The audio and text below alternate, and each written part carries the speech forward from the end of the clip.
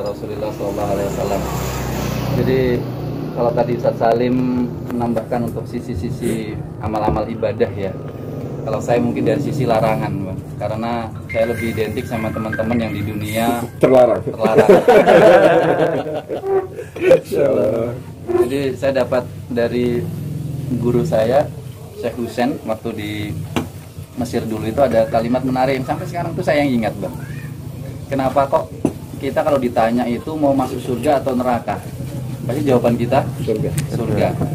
Tapi menariknya di ayat-ayat Al-Quran itu tidak ada kata-kata masukkan ke surga.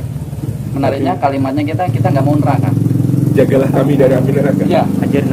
Yang kita tahu kan di Al-Baqarah 201 itu yang doa sapu jagat itu waqina adzabannar, bukan wa adkhilnal jannah. Karena agak unik di sini.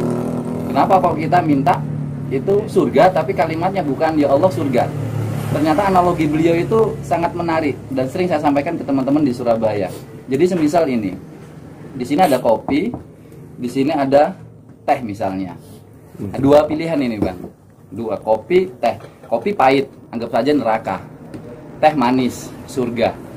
Maka kalau misalnya saya tanya ke Pak Dadang, saya punya dua ini minuman, teh sama kopi. Pak Dadang milih yang mana? Minta kopi. Iya. Saya milih kopi. Tapi kan tidak ada kata penolakan kepada teh. Tidak ada penolakan. Sedangkan duanya ini hak saya, milih saya. Maka ketika Pak Dadang saya tanya mau kopi apa teh, Pak Dadang bilang saya mau kopi. Tapi di pendengaran saya tidak menolak neraka, tidak menolak teh. Maka kira-kira boleh nggak saya kasih teh? Ya, boleh. Karena nggak nolak kok. Karena nolak. Ya. Tapi beda kalau misalnya kemudian Saya nggak mau. saya nggak mau. Misalnya jawabannya, Pak Dadang kopi apa teh? Jawabannya saya nggak mau teh. Saya nggak punya pilihan kecuali ngasih kopi. Sama halnya kata beliau, Allah mungkin menawarkan kita, wahai hambaku, surga atau neraka? Surga atau neraka? Kita kan kebanyakan jawab surga ya Allah, mau surga ya Allah. Kata Allah, tapi kan nggak ada nolak neraka. Mampir dulu ya. Icipi dikit lah, Hampirnya itu loh, karena diulang-ulang. Nah, ketika kalimat kita itu begitu tegasnya waqina adzabannar, ya Allah, saya nggak mau neraka ya Allah. Maka kan Allah nggak punya pilihan lain, kan cuma pilihannya dua.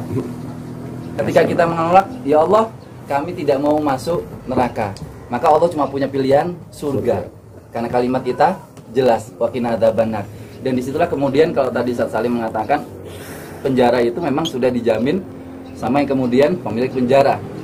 Dan menariknya kalau kita selepas keluar dari penjara, kita menjadi sosok yang kemudian pemenang.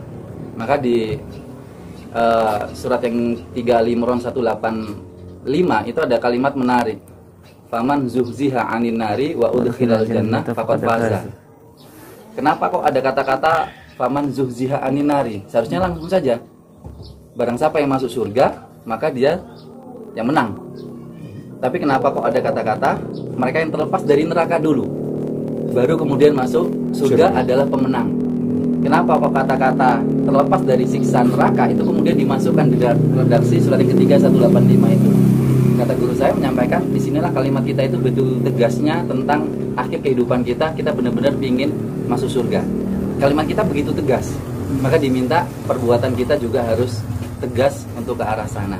Nah, caranya yang tadi disampaikan oleh Ustaz Salim. Konkret gitu ya? Konkret pasti gitu. Segala sesuatu saya masih ingat yang disukai sama kalimat Ustaz Salim yang saya sangat sering saya jadi ilmu jariahnya beliau. Kenapa yang tadi disampaikan beliau? Kenapa kita mengkhawatirkan sesuatu yang sudah Dijamin. pasti?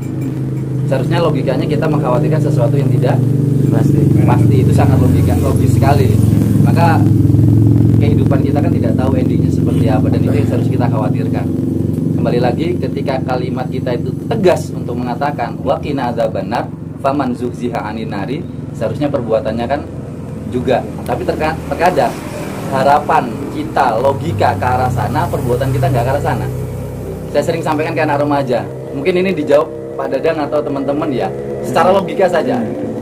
Suka gratis atau bayar? Gratis. Kalau secara logika, suka gratis apa bayar? Pasti gratis. Ya. Bersih apa kotor? Bersih. Sejuk apa sumu? Sejuk. Sejuk. Pahala atau dosa? Pahala. Saya sering menganalogikan 4 ini kalau kita jawab dengan logika, seharusnya lokasi satunya masjid namanya. Di masjid gratis, mau pakai air, mau sholat semuanya gratis. Yang kedua bersih pasti. Dan 99% di Surabaya sudah pakai AC masjid. Pahala sudah pasti, mutlak. Akal kita mengarah ke sana. Ternyata masjid masih sepi. Berarti Nggak ada, logis, ya? ada akal kita yang tidak sesuai, tidak match dengan realita perbuatan kita. Seperti itu. Jadi kalimat kita tegas, harusnya perbuatan kita kemudian tegas. Ini sedikit cuplikan dari apa tadi Ustaz? Saya di dunia larang. Ini Larangan. ini kodarulonya keren banget Sat, ya.